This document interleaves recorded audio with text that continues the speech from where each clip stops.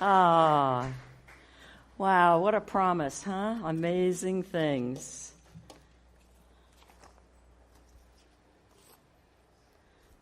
I just love that. Thank you, Carlton.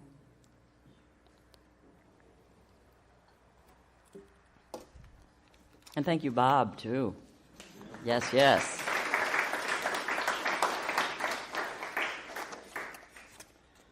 Otherwise, if we didn't have Bob, you'd have me playing the comb or something to kind of accompany you, and that wouldn't be... I think Bob's a much better choice. Notice the song said, you will do amazing things. It didn't say you should do amazing things. Sometimes we almost take that in and turn it around and say, oh, obligation, I should do amazing things, but that's not what it was. It didn't say, if you struggle and stress, you will do amazing things. It was simply a declaration, you will do amazing things. Now, why can we embrace that wonderful promise? Well, it comes from a basic spiritual principle that we talk about here an awful lot, and I invite you to experience it on all kinds of levels, and it is this. There is a perpetual impulse in each of us, nudging us forward to create, to do, to figure out, to do amazing things. Now, your amazing things might not seem amazing to someone else, so get that out of your head. This is not about, a competition of my activity accomplishment is more amazing than yours. Amaze yourself. This is what it's really about. And have you ever amazed yourself? Don't you love that when you do that? Maybe you didn't know you could do something, or you didn't know you could figure something out, and you did it.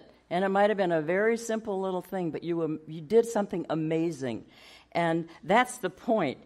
You will do amazing things. Just know that you have that impulse in you all the time. So we're 20 days into the new year, so it's kind of still new. And at the beginning of a new year, we will often have in mind at least one amazing thing that we want to accomplish in the new year. And, of course, then in order to accomplish that, we make New Year's resolutions. And so today I'd like you to explore with me the possibility that setting the tone for amazing things for you in 2019 is not about resolutions at all, or it doesn't preclude them, but it's about something bigger. It's about setting intentions. And I'll explain a little bit later about the difference between resolutions and intentions, but just know that to set intentions does not preclude resolutions. It's just let's start with the intention, because intentions are larger.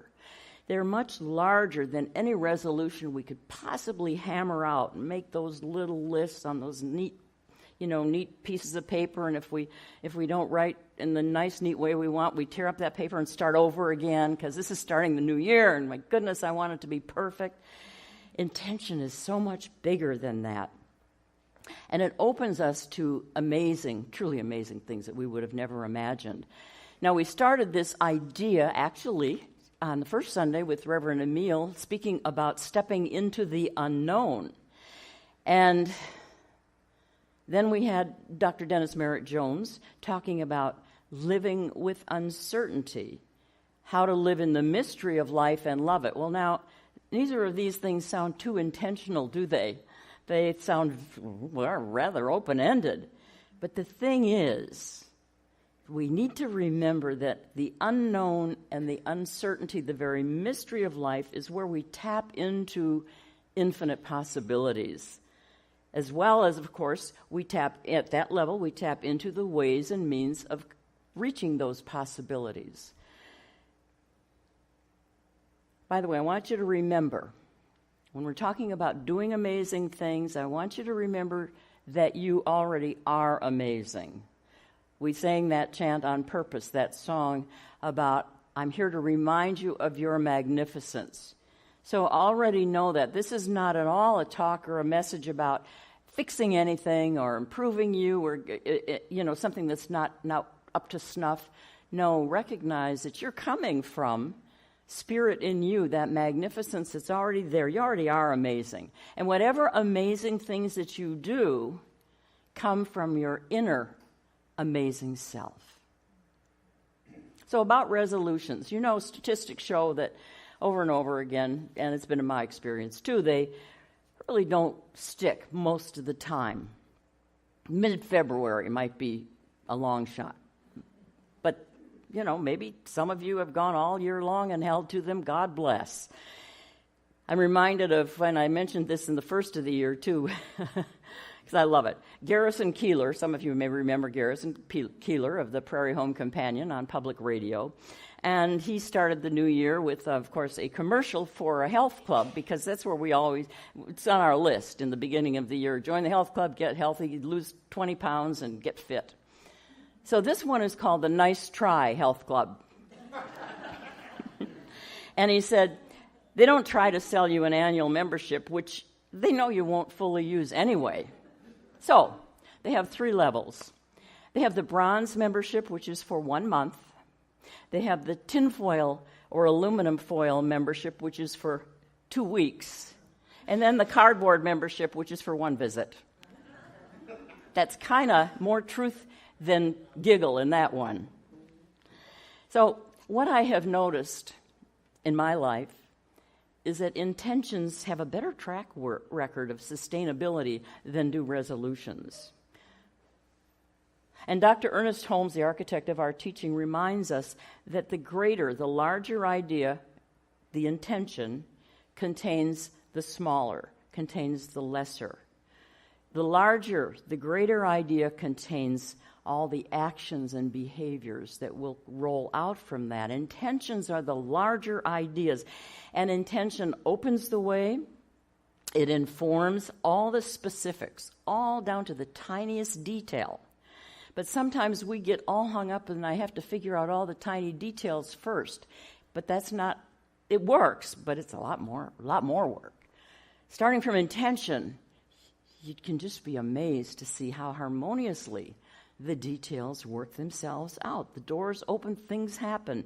So underneath intentions, then are goals, plans, actions, all the way from thought, from intention, to form, to seeing the outpicturing of what serves that larger intention. Tomorrow we celebrate the life of Dr. Martin Luther King Jr. Well, that was a man who had intention, vision. And I was thinking about this. What's the difference between, and I would say vision is like a very, very large intention. It has those same elements. It contains the lesser. It contains what needs to follow. He said in his famous "I Have a Dream" speech, he said, "We will not be satisfied until justice rolls down like waters and righteousness like a mighty stream." And, that's a pretty big intention, isn't it? And even as his gigantic intention and dream began to manifest in form, and it's taken years, it's taken decades, but it's manifesting. And there were daunting challenges, and by the way, there will be. That's life. That's just learning to grow. That's not a bad thing when there are some turns in the road. And so there were many of those in his journey as he led us all to the outpicturing of his intention. But despite all of these, I love what he said too, and let's keep this in mind for when we are fulfilling our intention. He said, we must accept finite disappointment, but never lose infinite hope. Infinite hope. That's recognizing our inner magnificence, connection with infinite possibility. Now, on a less grand scale, here's another example of what I'm talking about. Let's say you've prepared a beautiful meal, entree, sides, dessert, and everything. This would be you, not me, because I don't cook, as you know. But I'll come over and enjoy your outpicturing. But let's say you've done this. A lot of you I know are really good cooks. Think about that, though. There was a greater intention or idea behind that meal. There was the idea of the recipe, looking through which recipe am I going to use. And then oh, all the ingredients. Okay, that was a part of a larger picture. And then the greater idea behind that was actually, wait a minute, now I want to cook. What kind of a meal do I want to prepare? Italian or Indian or comfort food, or what would it be? And then there was even a greater intention behind that, which is, I want to create a meal. And behind that even greater idea, which you probably weren't paying attention to then or aware of, was I want to create, was that impulse to create. For some, it would show up as that wonderful meal. For others, it might show up as building something. It might show up as writing something. But behind it is that marvelous, infinite impulse to create. And that is the larger intention that then funnels down into. Because when you say, I want to cook a meal, you probably don't know all the details that will be involved. It kind of works itself out in any other creative project that comes to your mind. That is the essence, that creative impulse is the essence of God in, as, and through you. Let's not make it something we have to go to church on Sunday to just learn about. Recognize it every day in all the things you do, sometimes little things, and sometimes what you think are maybe more significant things. But it's all coming from God in, as, in you, in, through you, creating, because that's what it does. It doesn't know how to do anything else. I mean, it knows how to do other things, but I mean, it doesn't know how to not create. It's just that impulse. Appreciate that and trust it. When you recognize it's not just, I had this flaky idea. Wait a minute. That was a divine idea. That came from the same creative essence that created the universe and maintains and sustains it. Okay, that's what I love remembering that, because it lifts me up above getting caught up in the, I don't know if I'm going to figure out how to do it. I don't have enough resources. I don't know the right people. And I'm getting more and more over the years into the place of saying, something will turn up. Someone will turn up. I'll have an idea, or maybe there will be another way. So what I'm going to do, before I tell you a story, is when you get that idea, resist the urge to immediately start thinking you have to manipulate and control conditions and circumstances. There's a difference between noticing and tending to and developing and following and, all right, I got this great idea. Now I better make everybody line up and I better make everything be in place. I don't know if anyone here is a manipulator or controller, but if you are, you got company here. And believe me, that's been a tough one to let go of. But what rewards? Oh my goodness, it's wonderful. So the point here is to resist the urge to immediately get busy. You have this creative idea. Resist that urge to immediately get busy until you sense the guidance coming from, as someone said, the mind of your heart, as opposed to the mind of your mind. When you set that intention based on a larger idea, something is set in motion. There's no question about it. And your assignment is to pay attention to the nudges, the intuitive impulses, the coincidences, the doors that open, the doors that close, and watch yourself be guided. Because remember, the fulfillment of your intention is not dependent on your human control and manipulation of people, places, and things. You must be a good steward of what shows up and be responsible in that way, but don't take on the burden of saying, I got to make this happen. Rather, I'm going to allow this to happen through me. And I've got the power of the universe, the creative resources of the universe serving me in that. Dr. Ernest Holmes says, rest in perfect confidence, peace, and certainty, never frantically looking for specific results, never wondering, never becoming anxious, hurried, or worried. So here's my story, and some of you have heard it before. And as I was preparing this message, it just kept coming to me. This is the best example in my life, and I have had many, of the power of intention when I had no idea what the outcome would be. I was living in Minneapolis decades ago, and there was a man named Erwin Wolfson who lived in New York. I didn't know that. He didn't know about me. I had been in a lot of relations. I'd been in love, I'd been in lust, I'd been in between. I mean, a lot of relationships over the years, and I thought, I really would like to experience a loving, long-term relationship. I didn't think I want to get married, but that wasn't necessarily part of it. It was just, I knew the qualities of the relationship that I wanted. Now, I didn't know anything about this teaching at all, which, note to self, you don't have to come to a church to know this. This is a universal principle that's working all the time. So there I was. In January, I said, okay, this is what I'm open to. And all I knew, I was in a sales position with a corporation up there. It was Xerox Corporation. And I thought, well, in sales, it's always a percentage game, isn't it? Numbers. So I thought, well, all right, so I guess I better go out with anyone who asks me at least one time. Saying, oh, that again. All right. That was the only thing I knew to do. But you're open, okay? About that time, I might have gone out on a couple of dates, and then my sister had a friend, actually a relative of her husband, named Stu. And Stu was a really nice guy, very successful, and she said, well, I'll fix you two up. A blind date together, grown.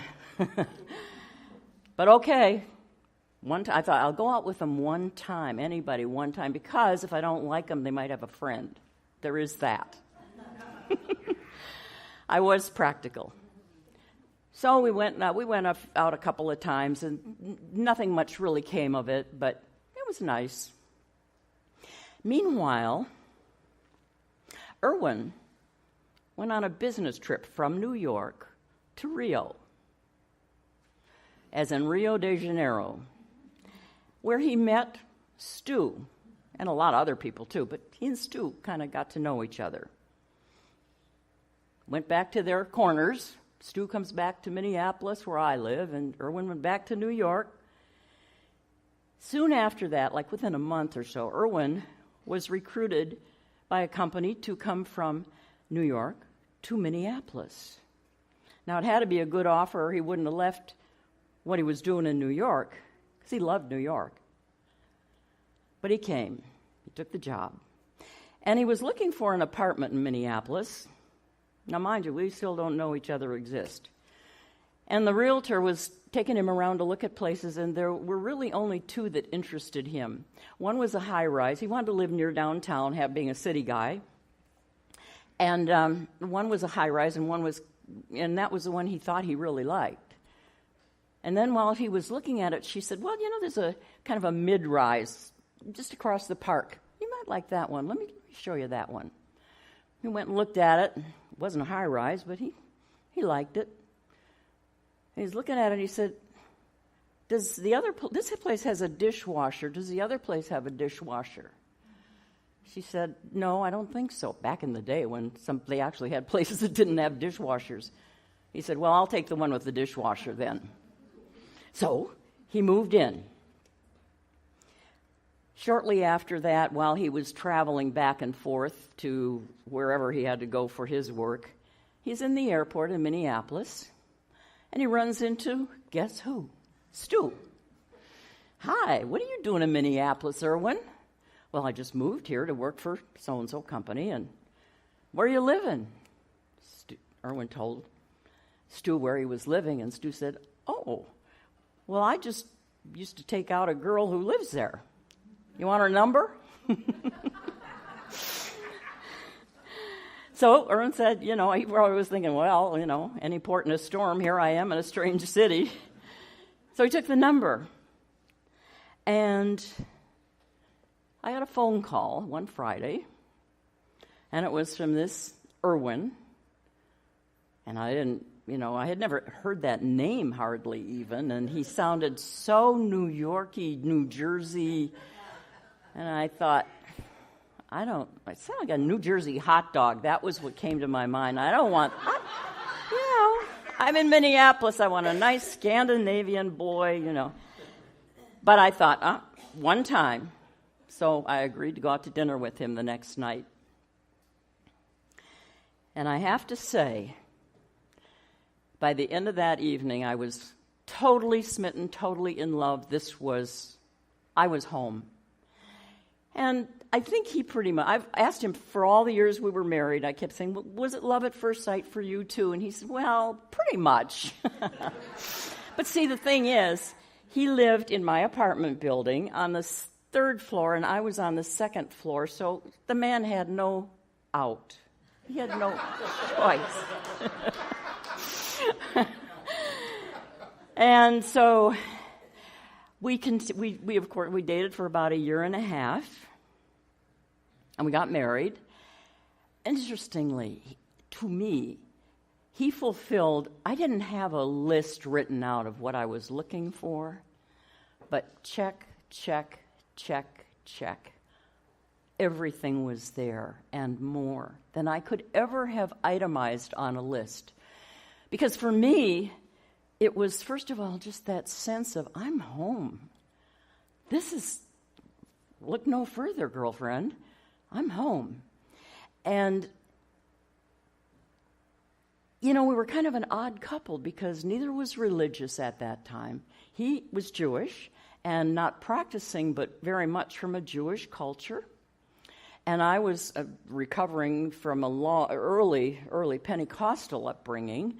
I was totally not interested in religion because that had been just way too extreme for me, and I just, threw the baby out with the bathwater. And we were busy with our corporate careers and going out to dinner and with friends and fun things and being real cityfied people, and no thought about religion. Well, 3 years after we got married, I ended up in alcoholism rehab, 5 weeks. And this shows you, just a sidebar, the insidious nature of addiction. I had a perfect life, a perfect husband, a perfect marriage, a perfect place to live, a perfect job. Everything was perfect. And my drinking escalated because I was an alcoholic. Didn't know it when we got married. I can think back now. I can trace it from way back. But there it was. So here I am. This wasn't something Erwin had signed up for, but he never missed a beat. He was right there with me going into the rehab center, getting me there, and the family program. He was right there with me, went to meetings afterwards with me, and that was like, okay, this is what we do next. Then we ended up moving to Atlanta because his job took us there. And I was in 12-step recovery, and he was also with me. And in my meetings, of course, I started hearing people talk about their spirituality in a way that was like, where do you go to church? I mean, I don't want to go to church. I don't want to know about church, but I like what you're saying. Well, guess what? They were going to a Science of Mind Center in Atlanta, the very large Atlanta Church of Religious Science, it was called at that time. So after cautiously listening, I finally went, and I invited Erwin to come with me the next time, and he said, I'm in. First time he heard that message and we heard that message together, it was like, this is us. Who would have thought from where we came from to being in that place? And then I started taking classes. He started taking classes. We were immersed in it. We loved it. And I kept on until I eventually ended up taking ministerial classes and became the assistant minister of that center. Well, now his Jewish mom, she was so wonderful. She embraced me from the beginning. But now this is a whole nother ballgame, right? But remember, biggest intention is always fulfilled by Spirit in perfect ways. And she said to him on the phone, I remember, she said, well, as long as she's not going to try to convert you to Christianity, I'm in. And of course, you know that we embrace all paths to God. So she eventually, when I was having my installation ceremony, she flew in and she was there in the front row blowing kisses and saying, "I love you, darling. I love you, darling." Again, who would have thought? Who would have thought? We went on, and from that point on, Erwin became a practitioner, and then we moved to Sarasota 25 years ago. Thomas Troward, an influence of Dr. Ernest Holmes, who was the architect of our philosophy, used to wrote something in one of his pieces about how the universe will go to the ends of the earth to bring about the fulfillment of your intention. Well, it had to do that for us. I guess it figured, boy, we got nothing in New York, we got nothing in Minneapolis, so we're just going to go to Rio and get this guy and bring him over. It was just kind of amazing when you think about the circuitous route to get us together. We were in love for almost 40 years, and we had our challenges because we were pretty different from one another, just looking at our backgrounds. And so we learned a lot about ourselves and about each other, but one thing never changed, that feeling of I'm home. We belong together. Erwin had a Yiddish word called beshert. Beshert means destiny. And he said, "You're my beshert, and I'm yours." And it was so true. So about 3.5 years ago, he passed away. And this was so, of course, I miss him terribly. And many of you know him and remember him. He died 39 years, 9 months, 9 days, and 9 hours from when we got married. How's that for a little, "I'll be with you, darling"? I thought that was like, oh my. Okay, thank you, dear. So I tell you that to let you know that intention is really creative and powerful as long as you don't hang on to what the details have to look like. And as long as you pay attention and just follow the crumbs, follow the breadcrumbs. The 4 characteristics of an intention for you to keep in mind. Intention has minimal or no reference to form. There's no specific form in mind. Remember, I was thinking relationship, loving relationship. Second thing, an intention is open-ended to the point where you could never check it off as fully completed. The third thing is intention does not require a specific person or thing to change in order for it to manifest. And the fourth thing about an intention is you will be able to see how it is impacting your life every single day in countless and surprising ways. It isn't like just one big whoop. It's like it shows up and it shows up and it shows up in so many ways every single day. As the song said that Carlton sang, you don't have to work it out. Don't worry when or how. You don't have to know that now.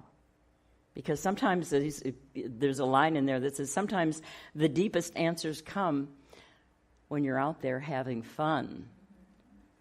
I love that about intention. So, one more thing I want you to take with you. If you were with us at our ceremony when we released the old and we had the stones we put in the water as a symbol of releasing something that was no longer serving us, and then we picked up an angel card that had a word on it. Sometimes your intention can come from that one word. So if you have that card on your dresser, wherever at home, take another look at that and see, let that be the larger intention that informs your days and leads you to the fulfillment of it. Finally, I want to share with you one more example from Alan Cohen. Alan Cohen said he had a client who came in and she wanted a house that was on a forested hill overlooking the ocean, and she was frustrated because it just wasn't happening, wasn't finding this house. And he said, well, what feeling does this house give you? She said, security and safety. And what feeling does the forest give you? Well, a sense of life force. And the hill? A sense of being on top of things. And the ocean? Expansiveness. So he said, if you felt safe, alive, on top of things and expansive, would you really need the house? She said, well, when you put it that way, I guess not. Now, he said, I was not trying to dissuade or delay her from manifesting her house, but because we're spiritual beings at our core, it is experience, really. It's feeling and experience that we seek, more than things. And so if we stay with the experience and the feeling, that will guide us to the exact thing that fulfills that. You will do amazing things. And so it is. Thank you.